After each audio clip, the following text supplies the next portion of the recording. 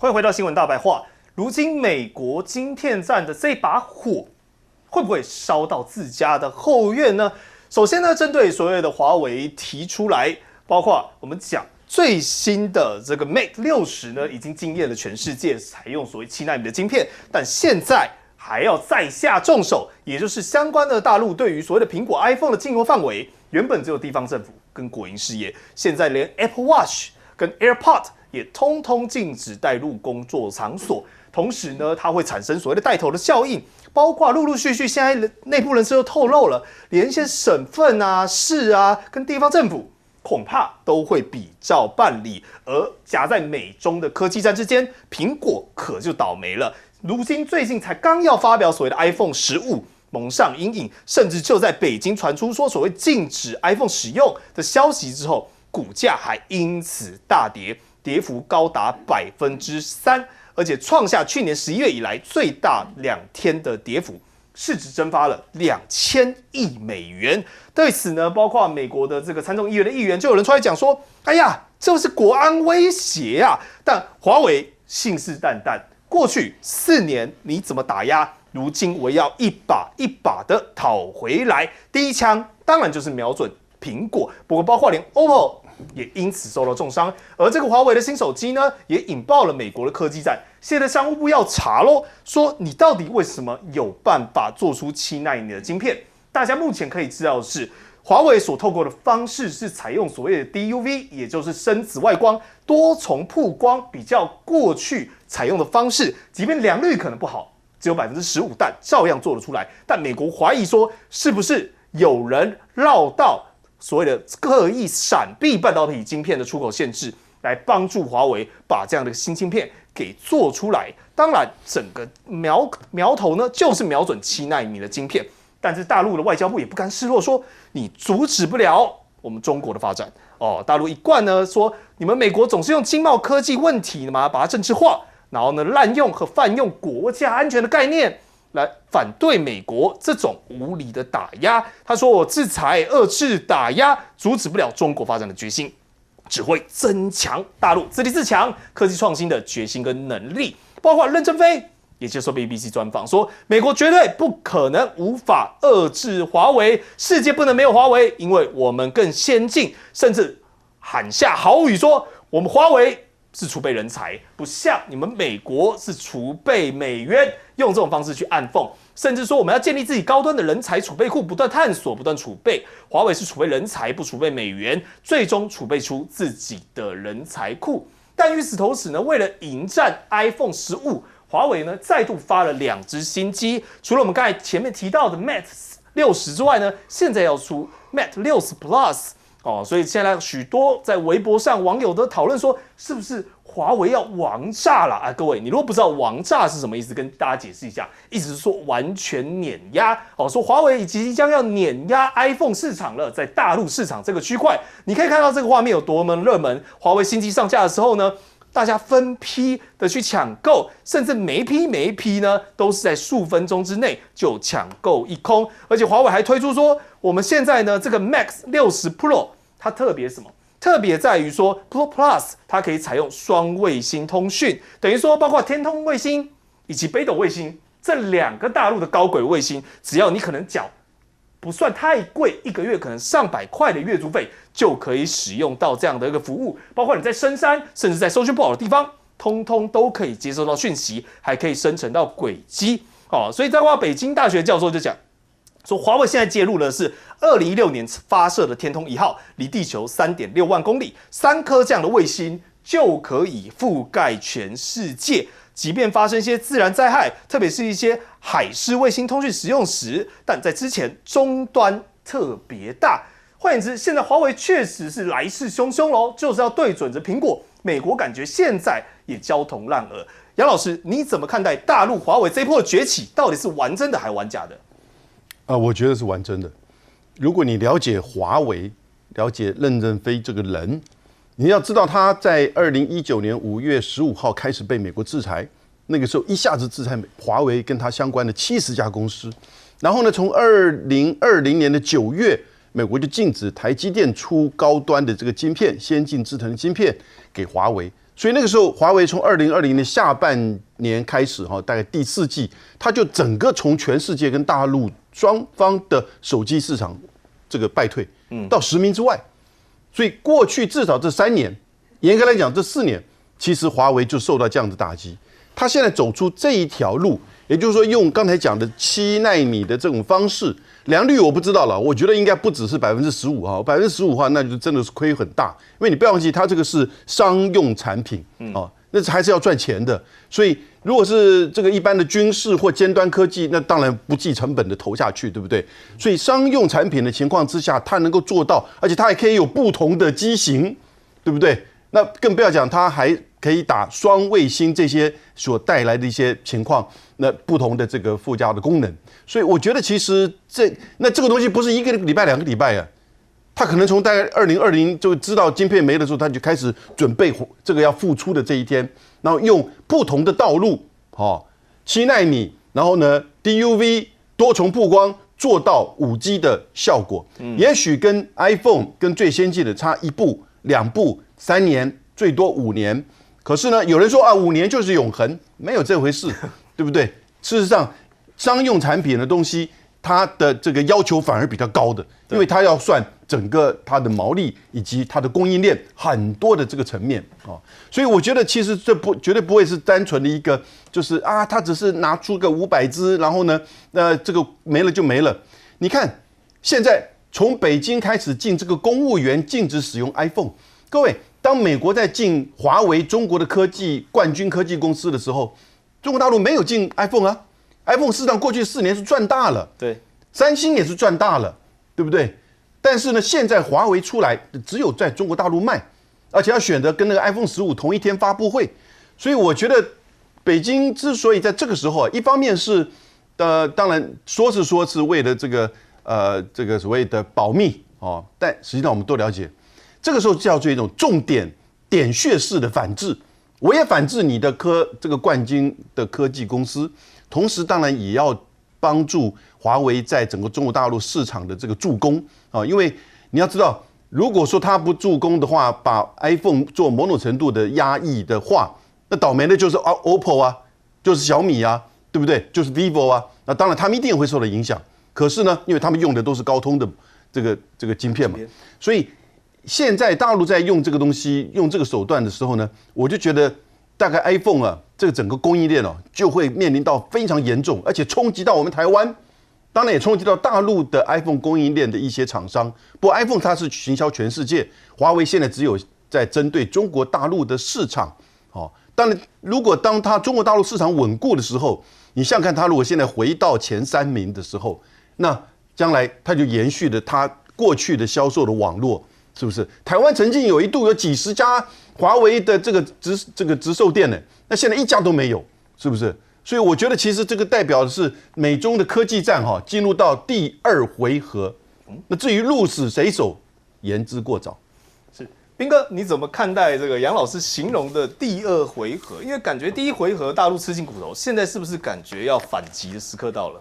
对中国大陆的朋友来讲，当然很多人认为华为这个算是一个非常好的消息，所以也非常捧场。就是它这个 Mate 60 Pro 出来就马上抢购一空，然后现在 Plus 出来还是抢购一空。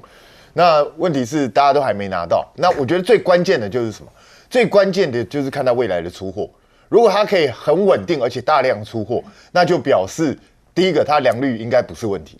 这是一个，然后第2个就是它不是像人家讲的那样，只是昙花一现，只是做样子，只是做个几百只啊、几千只啊，故意出来吓你一下而已，就不是。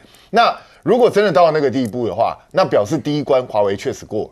那华为过了这一关，就代表中国大陆赢了吗？未必。为什么？因为美国也讲了，他们接下来要出招了。那美国为什么有这些招，他为什么以前不出？其实理由很简单，因为美国接下来要出的招会对他们自己造成很大的麻烦，他们自己也会受伤很厉害，所以过去美国不想出这些招数。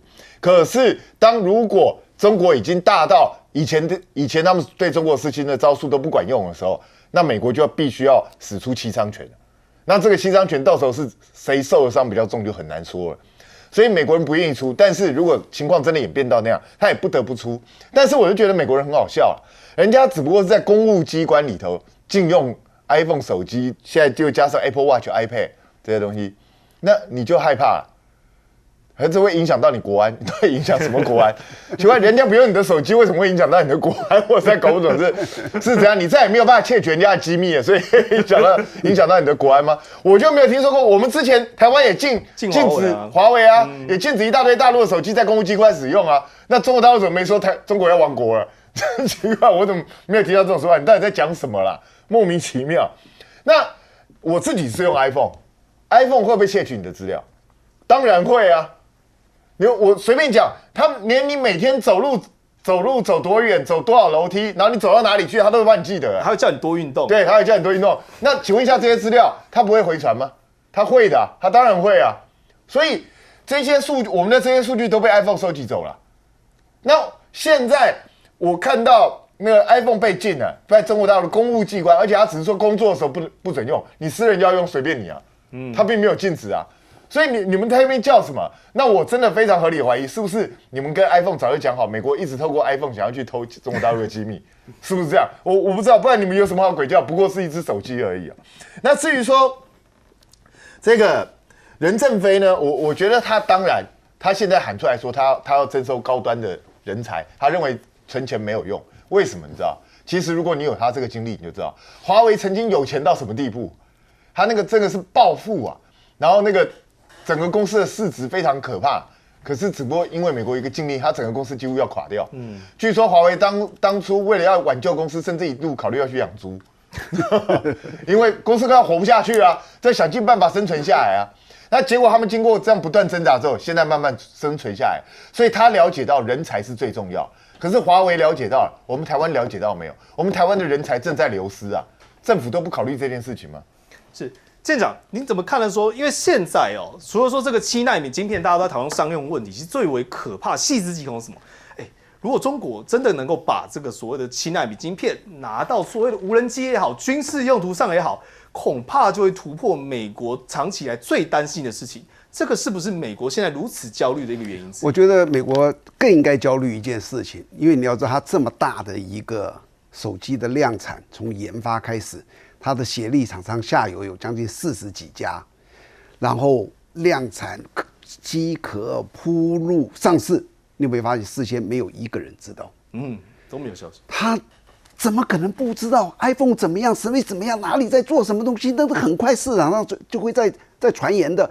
可是他没有让任何一个人知道，而且你要知道，美国一定非常关注华为，你有没有偷偷摸摸在干什么？结果美国也不知道。就是说，他这个做情报的这种保密的程度任正非堪比我们2战时代的戴笠啊，真的是不得了。然后，当然你要去看说他们这个封锁跟这个反制的封锁，其实你仔细去想想看，你就会知道说，其实封锁很困难。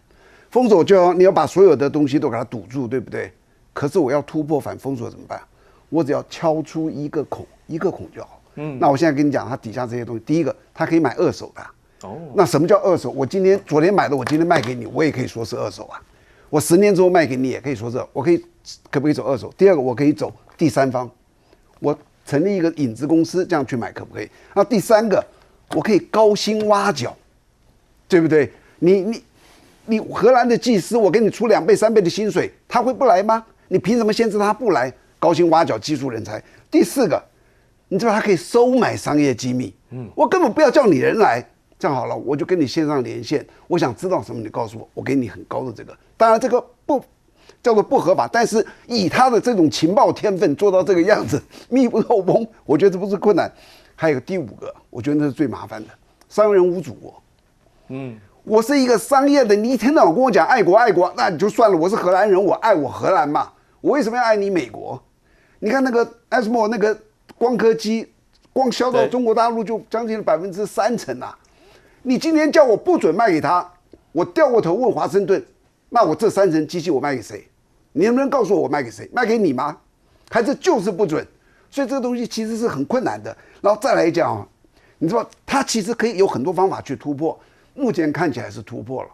尼采有讲过一句话，希望美国华盛顿这些政治人物听好，这尼采讲的，这西方的一个哲学家，他说：“凡杀不死我的，必使我更强大。”这个东西今天证实的就是这一句话。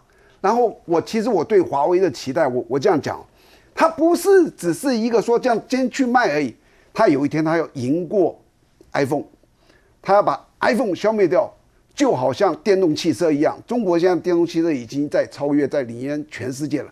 有一天华为的手机也有可能取代，变成全世界的一个通用的。我们休息一下，先进广告。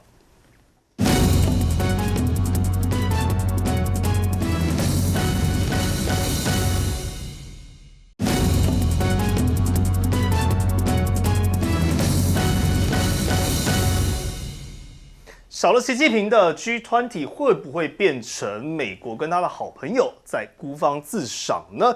如今呢 G20 峰会呢即将要召开在即，地点就在印度的新德里平，但是呢却被人家发现，里面的贫民窟全部都消失了，都不见了。包括呢贫民窟周遭呢有的是盖起了绿色的围墙，而且还花了不少钱，将近新台币40亿。要翻新城市，与此同时呢，不只是把平民通通藏起来，就连路上的流浪狗也得抓哦。他现在为了G20峰会开始倒数计时，把一些附近的餐厅啊、处所啊、场所全都关了，而且把这些流浪狗大范围的围捕，甚至关在笼子里面给予编号。哦，那包括这个时候呢，英国媒体就讲了，首都地区的餐馆、商店很多都被下令关闭，居民抱怨说本来就没有多少钱了，那如今你这样做，日子该怎么样活下去？等于是毁灭性的打击跟灾害，叫比较贫穷的民众，或者是有些人就只能靠日薪打工来赚钱为生，该怎么办呢？根本忍受不了哦。但如今G20峰会，即便面子做足了，但联合声明呢，可能却有障碍。为什么？因为现在成员国之间呢，对于包括从俄乌战争的看法，早就有许多的分歧，甚至峰会能不能取得共识、取得一致，如今都打上一个大问号。恐怕要联合声明或者是公报呢，会有非常大的障碍。尤其是习近平现在确定说G20应该是会缺席了，那拜登呢却趁此机会参加之后呢，也表示说好啊。你习近平不来，我也没打算跟李强会谈或者是任何相关的规划。苏利文就讲了，目前呢没有拜登在峰会上与李强会面的安排，但拜登倒是跟一个人非常亲近，这个人呢就是莫迪，甚至在G20前夕呢还特别见面说，哎呀，美国跟印度的关系非常的紧密。会后呢，甚至发表联合声明说会加强战略伙伴关系，还会支持印度进入联合国常任理事。真的还假的？有没有这个可能？但全球的南方呢，早就已经悄悄的放血了G20。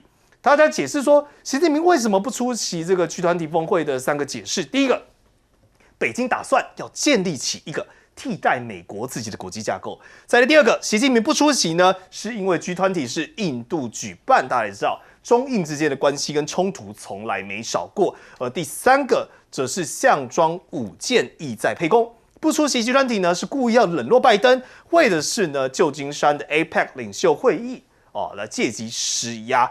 但是呢，现在大家外界也在担心一件事情，就是说对外脱钩西方，习近平是不是正在加速当中呢？包括很多驻中国的外交官都在表示，习近平缺席G20佐证了北京与西方国家断绝联系的态势，不管是接触中国的官员，或者是其他消息上。等于是说，消息来源可能会面对挑战，而习近平到底有没有要出席这一次G20，也有认为根本不用，因为他有他自己的 BRIC 金砖峰会。金砖峰会呢，与G20的峰会的成员高度重叠，各国领导人早就已经在金砖峰会上见过面了。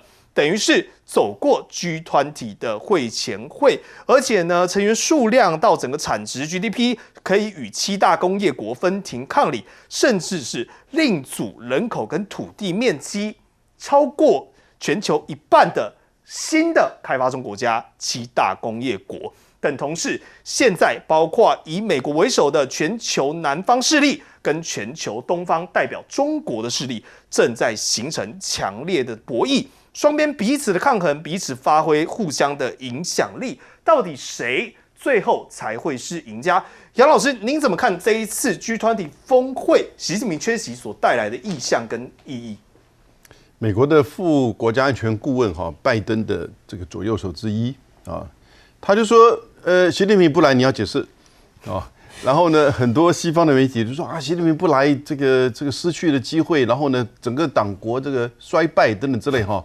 那我看一下习近平不来，他在做什么？他在接见就是委内瑞拉的来的总统，他在开一个东北复兴的这个会议，哦，所以他很积极，还是在做这个外交跟国内的事情。G20 从此对不起 ，G21 今天早上10点已经开幕了，非洲联盟也正式加入了，所以呢，现在已经叫 G21， 21个会员，因为欧盟跟非盟都在这个里面，所以21个。各位，不管 G20 还是 G21， 它以后的重要性不再如此这个关键了，因为从最早美国叫 G1，50年代、60年代到70年代，那全世界它经济金融最强。然后呢，到了70年代，它撑不下去的时候呢，它废掉了这个就是固定汇率，然后呢，找了它的几个主要的盟邦，成立 G7， 包含日本，让大家一起来支撑着美国所建构的国际金融秩序。到了2009年是G20第一次开峰会，那个时候什么事情？07、08的整个金融危机，他发觉这个 G7 也撑不下去了，就赶快再扩充，把这些就是开发中国家主要的这些国家，包含就是这个 BRICS 都进来吧，然后呢，韩国、墨西哥、阿根廷、土耳其、沙特阿拉伯、印尼、澳洲，其实算起来都还是美国西方的这个朋友跟小兄弟。那主要的就是说，在这个全球南方的国家，除了中国、俄罗斯，然后呢，沙特阿拉伯、这个沙特之外，印尼就这几个国家，但5个国家。所以G20严格而言，其实也是支撑美国的金融秩序的这个主要的作用。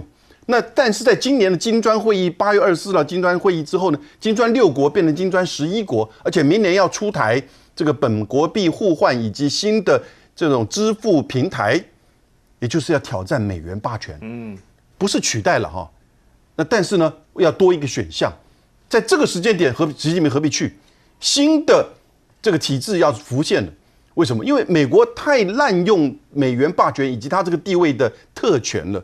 他把 SWIFT 当作武器，他要求所有的国家制裁俄罗斯，而自己不派兵，不断的就是军援，然后用这样子来去做区分，对中国实施贸易战、科技战其境的这个打压，那一切都是国家安全。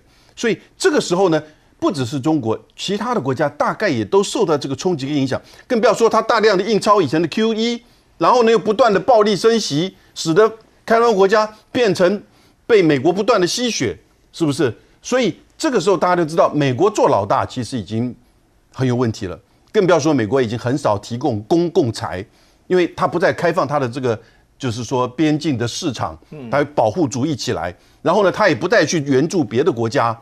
这个时候谁在援助别的国家？一带一路，对不对？下个月要开高峰论坛，所以呢，你发觉了这个世界局势哦，这个大哥越来越不像大哥，这个大哥已经是相当的苟延残喘的，在最后维持他的威望了，但是他有几个小弟不断的给他输血，所以这个时候G20已经不再是以前这样的一个情况。那美国也只能提供给印度说欢迎你入场。大家你还记得联合国有一个叫做这个安全理事会吗？这个真是变成一个这个笑话。然后呢，美国要跟印度、沙特阿拉伯、阿联酋合建中东铁路，我觉得美国的铁路不怎么样嘛，印度的铁路又怎么样呢？要跟阿拉伯合建东中铁路，中间要穿过伊朗跟这个就是巴基斯坦呢，做得到吗？然后他提了6000亿的，就是取代一带一路的这个计划，去年提出来，到现在还是只闻楼梯响。所以我觉得以后的 G21 的重要性已经大不如前，现在已经证明就是如此了。是舰长，您怎么看？难道现在真的中国要开始当自己的老大哥，创自己的家业了吗？其实你去注意看哦，最近你如果关心国际，就发现国际好多组织哦，好多峰会哦，每个月都有个1次2次。那它到底是什么东西呢？其实你往往由小看大。那这些东西国际的我们当然不了解，但是私人的我们知道吧？好比说我是一个大学的教授，有点名气，那我就组织一个 LINE 群组。那我希望商讨这个两岸的事务。那我就开始一个邀，我邀你。那因为我有点名气，你又不好意思拒绝，对，你就好，你拒绝好像在跟我作对似的，然后你就加入了。加入之后呢，你就会发现这个群主我不见得喜欢，然后开始好像他们有些目的性，我老在讲这些东西，可能我也不太赞成，我就想退群。你敢退群吗？你退群不但跟我邀请你的这个人作对啊，大家都作对，所有的人都看啊，你是瞧不起我们吗？所以他就会产生这个情形。其实这是一样的，然后最后就变成怎么样？讲话的几乎就是那几个，绝大部分人是根本就不讲话，偶尔讲话就是比个赞，或是大笑几声什么，就这样子而已。那日久它会变成，就像国际群组是一样的，和国际联盟这些东西，日久它会变成一个拜拜。那每一次聚会之前呢，他都一定会先因为有一个主要的那几个国家嘛，好比说 G7 一定是美国在操控。他会先拟定一个，我们这次开完会以后，我们 G7 要发表一个共同声明。这个共同声明绝不是你开会了，大家坐在那里我们今天要声明什么东西，不可能，没有讨论，事先就发过去了，所有的都事先传过去了。那底下的人看到了，一层一层签，看我们有什么意见，然后最后做进去是几乎是得到共识的，或是最起码他绝不可能让你没有外交这样做的。叫你做进去是这个样子，你叫我来背书，不会的。所以这一次的G20也一定有一些事先的拟定的东西。那这些东西传到了我们好比说北京的外交部，他一看，哇，要承认这几件事情，要背书，给习近平一看，习近平我不反对就不错了，我怎么可能为你这个背书？那如果我去参加这个会议，我在当场反对，结果我反对的意见没有通过，我是不是很没面子？所以他就有可能，那我就不去好了。因为好比说李强去，总理去，他在里面去讲，因为这个东西去商讨的一定是私底下的，他也不会公布出来。那私底下李强讲什么东西，结果被人家给否决了，那不会太失面子，他也不会太重要。所以这些东西你叫我去看，就是一定后面的那个共同声明，习近平不同意，他有什么意见，那谁去反对呢？叫李强去，那李强就先命到那里去参加开会的时候讨论，提出他的反对意见。不过现在连这个共同声明看起来好像少了中国大陆也是瞧不太拢。彬哥你怎么看这一次的G20会不会真的如同刚才两位专家所讲的，越来越虚，越来越没有实际上的用途？我觉得，因为习近平本来就是各方瞩目的一个重头戏人物嘛，所以习近平如果不去的话，这一次的G20你说有可能达成什么很重大的决议吗？看起来就难了，因为如果缺乏了中国大陆的支持，很多东西在现在的世界，其实就算你们决议了，也没什么太大的用处。然后他们一直想要借由G20这一次达成一个决议，然后对乌克兰战争产生影响。请问一下要怎么影响？我不知道能够怎么影响。那你们做的任何决议，俄罗斯会同意吗？对不对？所以我觉得，如果是这样的话，那你们做成了什么决议，或者展现什么态度，又有什么用呢？俄罗斯现在是根本没在管你们的。那我是觉得很悲哀的，就是印度打肿脸充胖子，硬要去弄这个G20，结果昨天大家如果看到画面的话，就是他们那个贫民窟直接被硬生生拆掉，对，铲平，对，整个铲平，然后铲平了之后，这些无家可归。然后你害他们没工作做，又无家可归，然后只是为了政府想要光鲜亮丽过几天。那实际上，这对提升印度的在国际上的地位，或者在提升印度的整体的经济有很大的帮助吗？好像也未必。看起来只对莫迪个人好像有一些帮助。他们最近甚至因为他们登月成功甚至有人已经开始造神说未来是莫迪的时代，对不对？莫迪已经年纪多大了？还莫迪时代，到底在讲什么？所以我觉得当自己国民的生活不去顾，然后只在搞这边造神运动，只去打造这些光鲜亮丽，就跟我们台湾一样，造了一大堆蚊子馆了。请问一下，到最后有什么用？对国计民生有什么帮助呢？那可是美国现在，当然这次习近平去，拜登会很不爽。可是我觉得拜登也不用急啦，因为其实真正重头戏是 APEC。对啊 ，APEC 到时候因为是美国自己主办的嘛，到时候习近平去不去就见真章了。我觉得真正的大概今年的重头戏还是在 APEC 上面，大家也不用太紧张。倒是美国，我觉得他真的要去想一想，就是刚杨教授已经解释得非常清楚了，美国从上个世纪到现在，你其实是越来越衰败。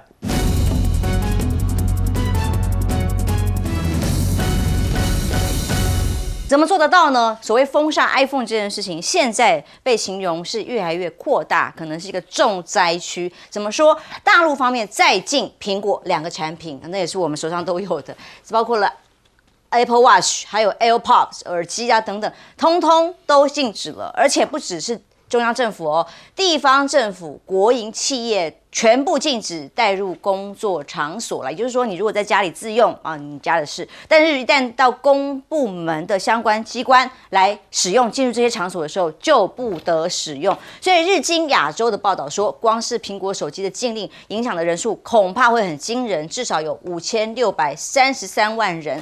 华尔街日报啊，他的报道说，如果连苹果都躲不开，请问中美对抗这个流弹，又有谁能真的躲得掉呢？其实还有更多的企业产业都会中刀啊。那么华为手机被说是曲线突围，美国要查，你有办法研发出这一款的手机当中有一些技术啊零件哪里来的？现在又要抓当中有没有人跟他合作？其中美国酝酿高调加强技术管制，停止向华为还有中兴国际出口所有的技术，这个范围就大了。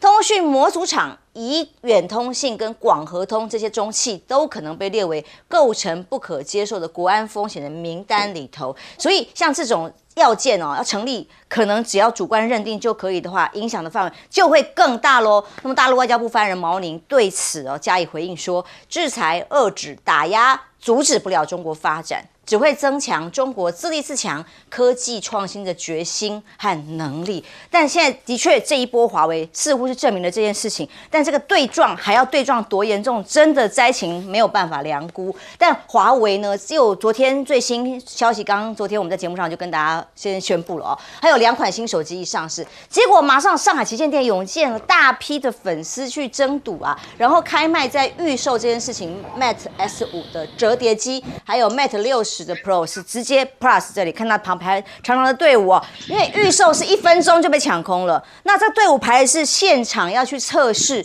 然后想要在现场买手机的人潮，听说啦，排队至少要2个小时以上，看这个人人龙是看不到尽头的中国网友甚至说上一次看到这种盛况是贾伯斯那个时候刚开始还在世，到中国去发行苹果手机的样子，今天再次出现在了中国大陆。这2款新款的手机冲击有多大？那现在被开枪喽，开箱啦，不是开枪，不好意思。Mate S5 折叠机厉害吗？那么就有立刻网络上的测试新机的状况可以看到，来看看现场的画面。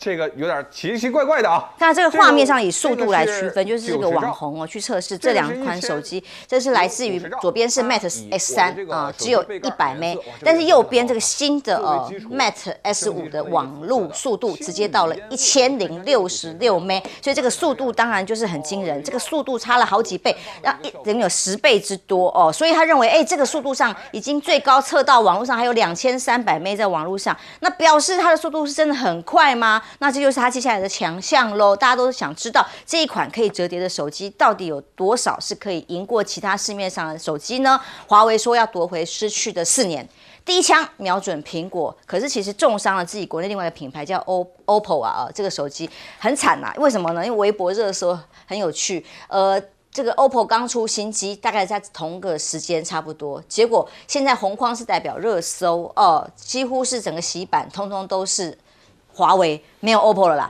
那很惨，大家笑梗图，为什么？因为第一次他们 OPPO 出新机的时候，华为出新机；第二次、第三次又来了，每一天，昨天也是，他本来又推出新的手机的时候，又被强碰，几乎整个被灭顶了，完全看不到 OPPO 的手机。然后华为直接发售的这种Mate 60 Pro， 然后加上又 Plus 又有 Mate 新版，那其他的各家厂商，包括自己国内小米、三星等等通通都是觉得张大的嘴巴甚至下巴都要掉了，但也没有办法因应，那更何况是苹果的使用者。所以呢，现在分析师认为华为归来是碰到了苹果走出舒适圈的这个时候咯。因为现在首款使用的 CIS 手机如果没有美国禁令的话，华为会是第一个采用，而且应该会早于2023年。华为创办人任正非说那现在对美国来说，到底是敌人还是朋友呢？听听他怎么说。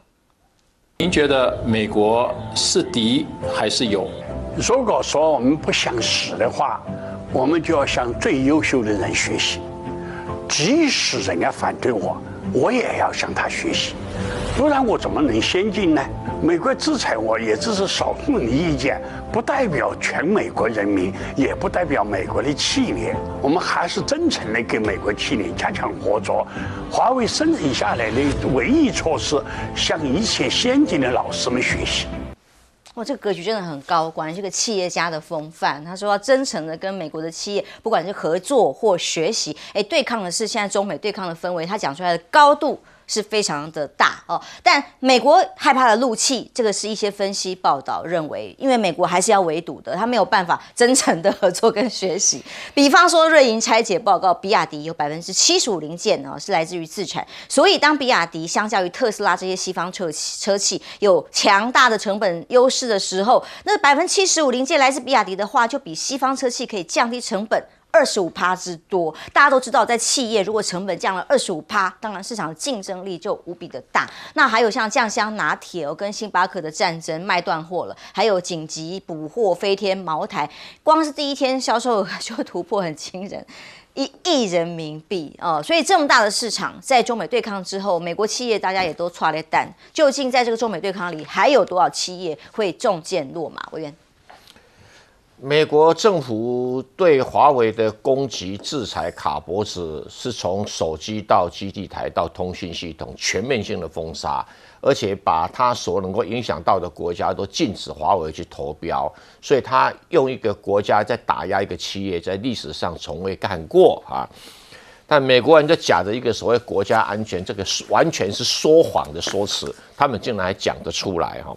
所以中国已经是慢吞吞的哈，慢郎中才推出来说反制苹果手机。那因为苹果手机是美国的象征，这个反制有高度的代表性，但反制的手段也相当的温和，才只是对公务部门而已哈。不是像说美国全面禁止苹果手机在中国大陆使用，还没到这个地步。就像是毛宁讲话一样，温吞吞的，像白开水一样。大陆在反击这个 iPhone 手机，也慢吞吞的哈。华为这个手机啊，不只是在技术上的突破，还有不管是折叠式的 Mate X5啊，或其他的手机，它不只是技术上的突破，它基本上鼓舞了中国人对于自己的民族企业的一种热爱啊，一种热忱、认同，一种被打压以后的一种反弹的心理哈。所以你可以看得到那种排队的热诚的人潮，就是要抢购。它已经超出了科技的一个领域啊，已经到达一种心理层次的一种自我弥补的自我修复的功能了哈。那这个才是竞争的真正的开始哈。任正非啊讲的话当然是，不得不佩服他哈。他女儿被美国、加拿大绑架，我用绑架一点也没有，一点都很正常的，因为他在机场里面是被绑架的，国家力量来绑架的。那他还能够很淡定的来处理这个事儿。那现在他面对了这个卡脖子的技术，他还很淡定的说要跟美国人学习。听了既令人感慨心酸，又令人敬佩哈。所以这个老先生真是有2把刷子哈。问题是美国要害怕可多了哈。比亚迪，我所了解的哈，比亚迪的汽车根本还没到巅峰状态啊。据了解，他在测试一款新的软硬体。什么叫软硬体呢？就是下一代的人工智慧的汽车。简单讲就是说比如说这个主持人哈，你开车了，你自己开车，然后你根本不需要找停车位置，你下车，它功能自己帮你跑去找停车位置所以它已经人工智慧会有相当大的程度哈，可能未来只要它成功测试完毕一推出来的话。我不晓得其他车子要跑到哪里躲这个是一个高度竞争的一个局面，不只是电池要好，引擎要好，车型要好，架构要好，网络系统要好，还有最重要那个装在这个汽车上面的人工智慧的系统要让什么？让你在使用的过程里面高度 user friendly，你就不用担心，你根本不需要找停车位置。你根本不用担心它会有什么严重车祸的情形那这个其他国家能不能做得到？很难所以真正的竞争其实刚刚开始。那美国人紧张也是会，他想说奇怪了，华为我也打不死。那现在他还没有本事打比亚迪，为什么？因为美国自己没有好的电池啊，没有好的电池控制系统啊。因为电池不可能乖乖的要你加速就加速，减速就减速，它有一个很强大的控制系统在后面运作啊。那你美国现在还不敢对电动汽车进行卡脖子的杀手锏？那他明白告诉你啊，瑞银说，比亚迪75%零件是中国自产，只有75%吗？我看不止吧，所以这个整个架构你逼中国几乎方方面面要自己发展。那相对的来讲的话，因为中国体量大，你美国跟欧洲其他的车厂就会踹了蛋，就像说现在苹果手机在大陆踹了蛋一样道理。是，我参观过特斯拉的车厂，真的是让我觉得很震撼、很惊人。当然，它保密系统很严谨，我们不能拍任何一张照片，留任何的记录。但是我就在想说，如果比亚迪有其他的国家能够发展出比它更厉害的电动车车厂，那是人类文明的好事啊！大家一起创新跟进步。问题是在中美对抗之下，是遏制了这种进步跟发展，还想办法各自为政，到底对这些企业来讲，这是灾难啊！其实华为我们一开始早先讲的像19年、2000年美国是认为华为它有军方色彩，然后有这个所谓资方资讯的走漏消息，所以美国想方方面面制裁它，而且用五眼联盟。那时候其实华为不仅仅是在5G 了，它在基地台上面其实已经远远超过美国在基台的设置，特别像 Cisco， 美国 Cisco 面对华为是没有抵挡能力的，所以他们才用5G 这种联盟，想要来五眼联盟来对抗这个华为，然后就后续又发生了孟晚舟事件也好啊，然后制裁华为也好。其实华为这一次不仅仅在5G 上面的机台上大放异彩，它连手机的制程也展现出来。比方我们看到它这次推出来的旗舰手机叫做 Mate 60 Pro，它是有海思设计、中芯制造7奈米的晶片，而且搭配麒麟9000的处理器速度啦，网络实测它已经有5G 的水准。当然一定会有照到网络上批评，有人说这不是5G啊，这是那个4G 升级版，类 5G， 类 5G 我们就不要跳到这个口水战里面。但是我们要看这次华为能突破5G 的封锁，有展现出几件很重要的事情。第一个，他们是用这个14奈米可以从14奈米的大量生产慢慢推进到7奈米别忘了他们是被美国跟荷兰在光科技上面制裁的他们用制裁这方式让他们没有这个光科技的技术，想让这个中国停在就是低阶的这个晶片上面，可是中国挣脱这个束缚了。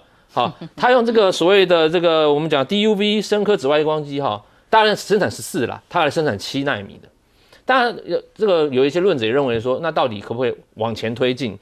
就算你也没有极紫外光机了，你可不可以制出5奈米的？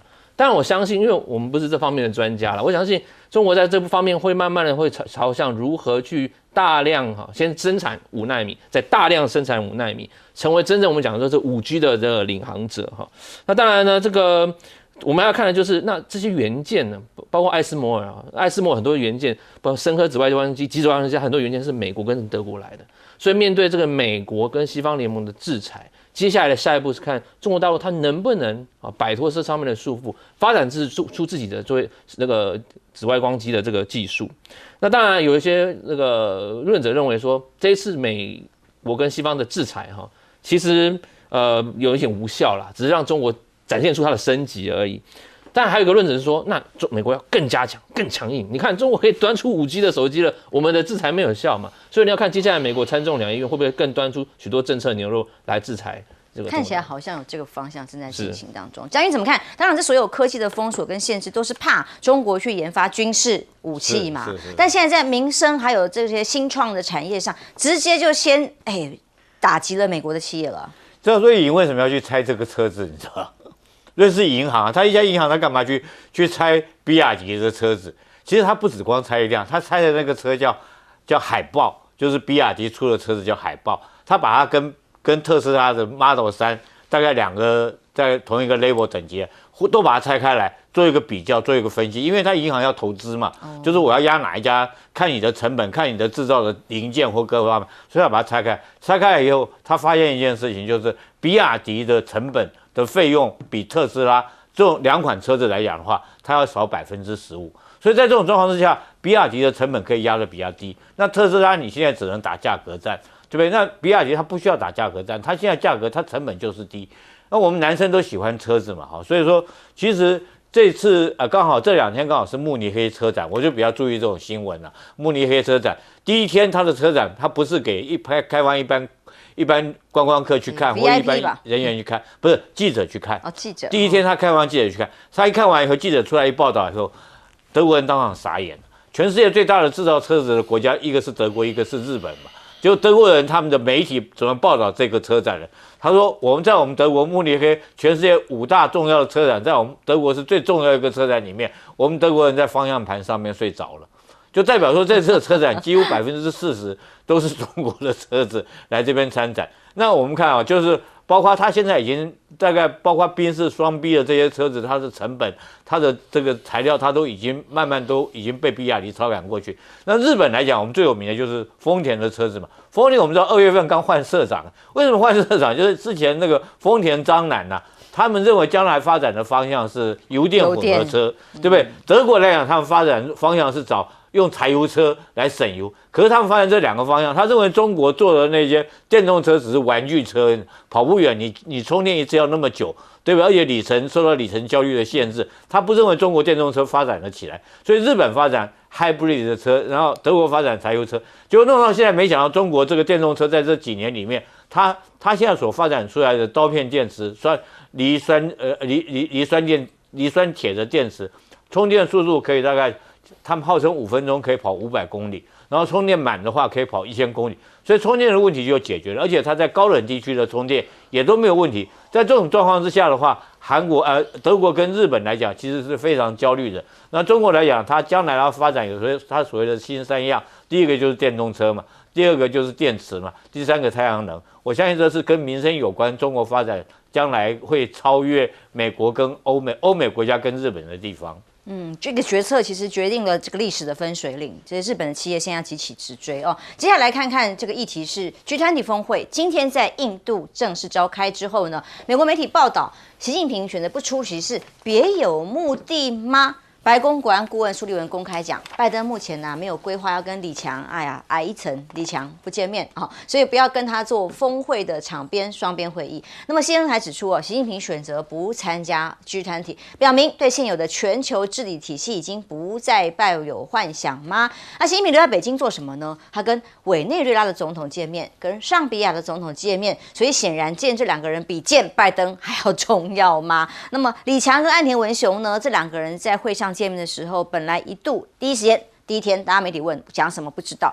第2天，居然传出来互呛，是因为岸田文雄主张中国必须要停止所有的禁止日本的这个相关的水产品的这个禁令，所以呢，结果搞了半天，最后呢恐怕不是这样。其中郭正亮当然是帮他想了岸田文雄的方案啦，应该要把首批核污水排出之后暂缓，不然后面所有的议题都会停滞。但后来我们最新消息发现，连这2个人有互呛，岸田文雄所站的立场都发现是被吹牛的。怎么说？这个根据日本另外一家媒体的报道，来自共同通信的报道，之前富士朝日都说岸田亲口跟李强使用语句上很强硬的要他停止这种措施，继续要恢复让日本的海产能够进到中国。但是事后证明，共同通信社说并没有像李强明确提到要求撤销停止日本水产品的要求，那也太尴尬了。但因为都来自于日本媒体的报道，当事人也才知道咯。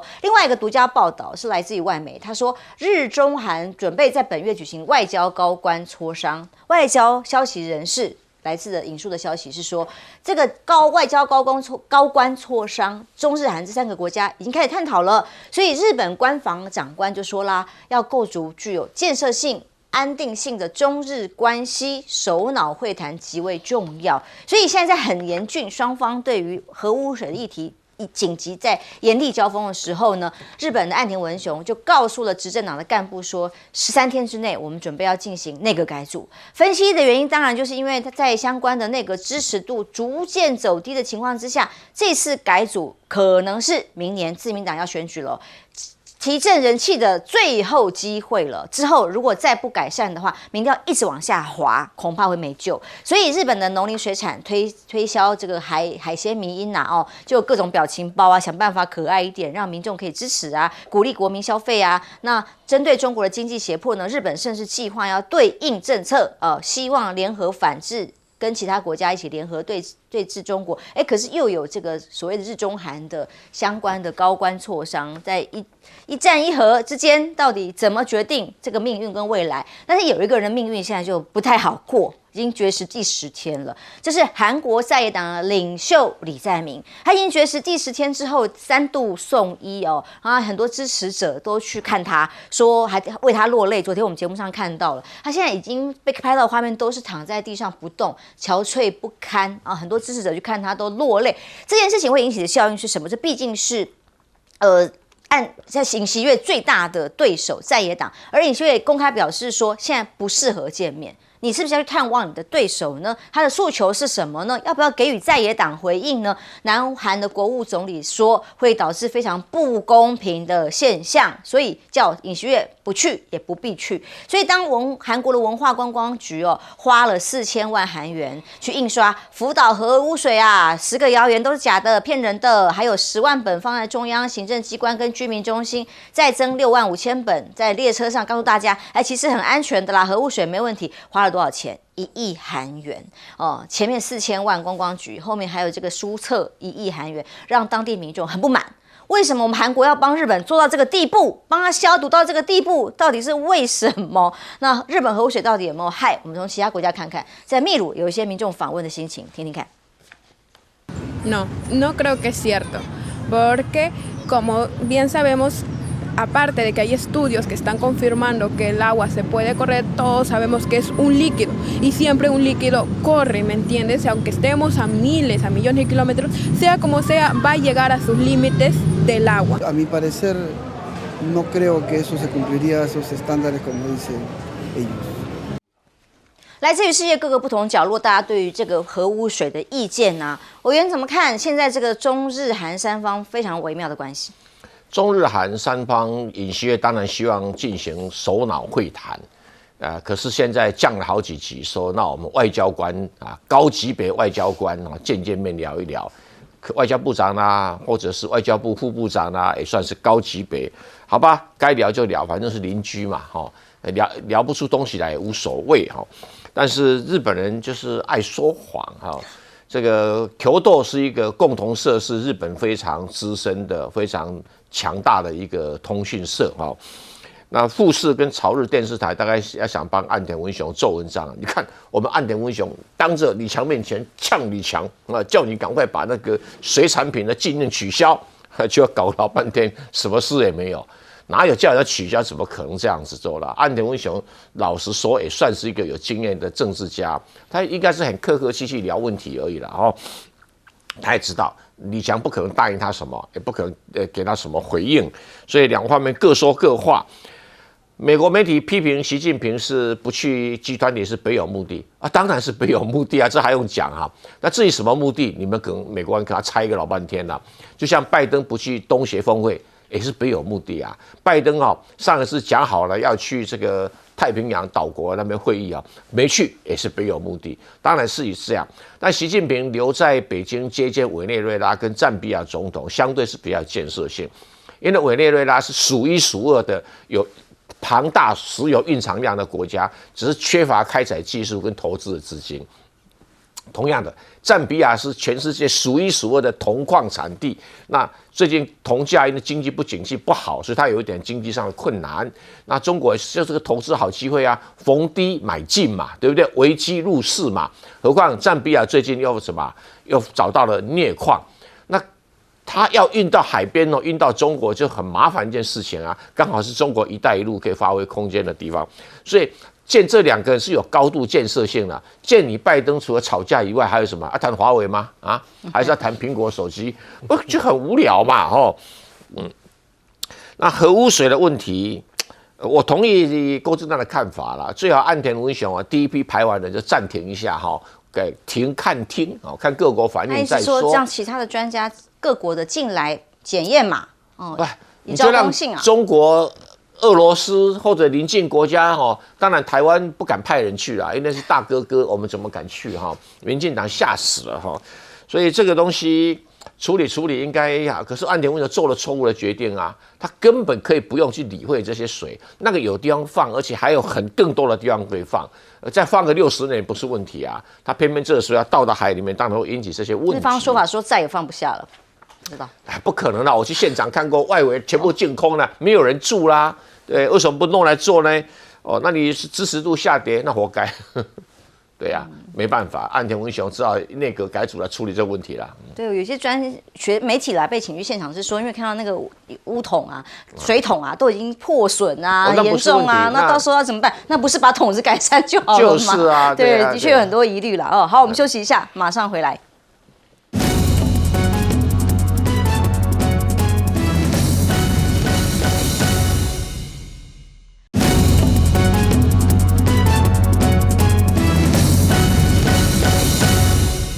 回来，为了抗议日本排放核污水，居然是韩国的在野党领袖绝食，现在已经进入第10天了，看起来非常的憔悴。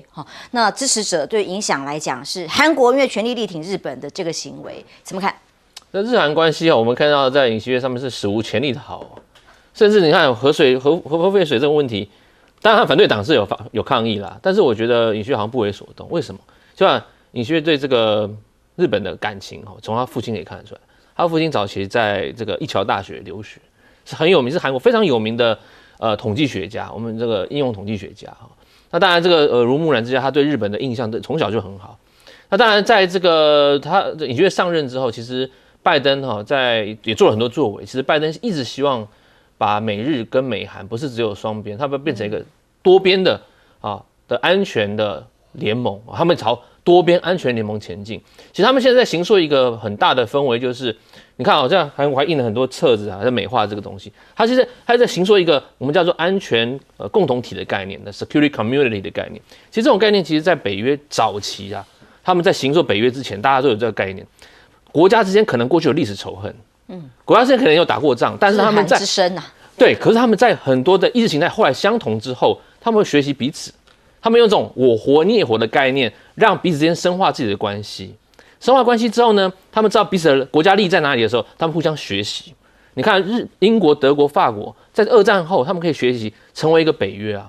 现在美国想把同样的东西，这种建构主义者的概念带到亚洲来。他让日韩过去你虽然有什么慰安妇事件，有这个屠杀之仇，还有很多这种非法劳工事件，我们都放在旁边，因为他们有共同的敌人是什么？中国大陆。所以有这种共同的威胁存在的时候，他们要塑造这种安全共同体。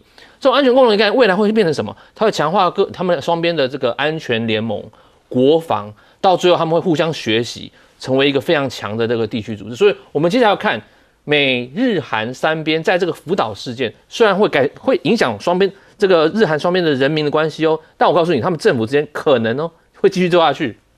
继续做下去吗？那明年的选举对于现在执政党来说，会不会是非常严峻的挑战？大家就国际一起来看咯。休息一下，马上回来。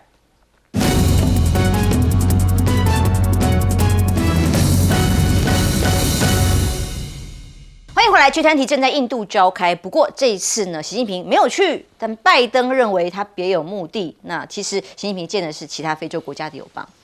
习近平这次没有去跟拜登见面，也就算了。我们大家很多猜测，是不是他们两个不想见面，还是中印边界冲突还是怎么样？但不想见面，这只是第一步。第二步比较严重的，他是见了马杜罗，等于是狠狠打了拜登一巴掌。为什么呢？马杜罗是委内瑞拉总统，马杜罗是拜登最恨的人。就川普时候，马杜罗当选总统的时候，川普不承认他当选总统，甚至于扶持他的这个反对党的候选人要来推翻马杜罗。2020年的时候，美国还派特种部队进去要暗杀马杜罗。这次马杜罗去中国其实是到上飞机那一刻，华春莹才在脸书上公布，也就是说，他去中国这个行程，其实对马杜罗来讲是非常保密的，中国也非常保密，怕美国对马杜罗有所动作。事实上确实是这样，所以我觉得说，你习近平这时候不去跟拜登见面就算了，对不对？你这时候去接见美国最恨的一个眼中钉委内瑞拉总统，我觉得这对拜登来讲是很明显的一个，就是打他一个巴掌。